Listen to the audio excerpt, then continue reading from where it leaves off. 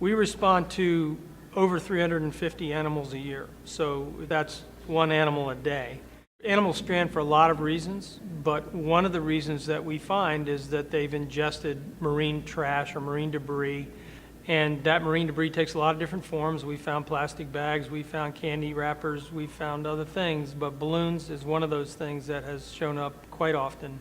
They're ingesting this material because it looks like food to them. There was a cleanup a few years ago on Chickatee Island in Virginia, where the volunteers in less than 3 hours found more than 900 balloon litter pieces.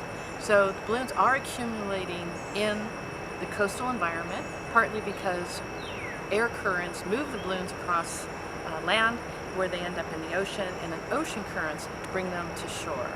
We can find anywhere from a couple of 100 pounds of trash to 1,500 pounds, believe it or not, just from the waterways here around the aquarium. We talk to a lot of children about this issue and they completely get it. We explain that it's okay to play with your balloons. It's okay to have balloons at birthday parties. There's nothing wrong with that. How are you going to stop them from becoming litter? And we ask them that, and they all understand. They can tie them to their wrists, they can keep them inside, they can pop them when they're done.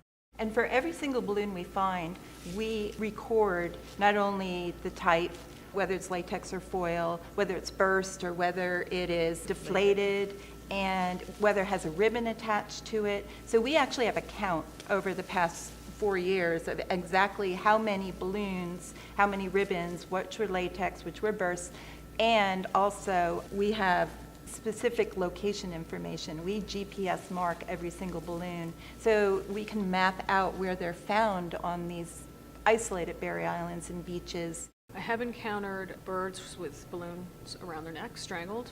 We have encountered, I think it was last year, maybe 2 years ago, a Kemp's Ridley with a balloon string coming out of its mouth. That photograph was on our Facebook page, and it had thousands of shares. It ended up going to our regional office Facebook page, and it had thousands of shares. When they opened that turtle up, its digestive tract was blocked by the balloon. So that's a direct encounter that encounters that I've seen out there. Balloons can be released for joyful occasions or sad occasions, and so the alternatives that we try to make available to people need to meet the needs of those people for that occasion. And so we need to really understand that and understand the feeling that they get from that release and find an alternative that meets that need.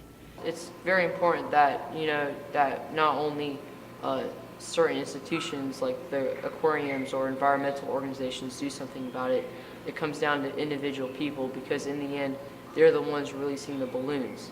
So, unless they stop, the problem won't stop. This message is brought to you by the following partners and others passionate about litter-free events. To learn more and hear more from the experts, please visit www.preventballoonlitter.org.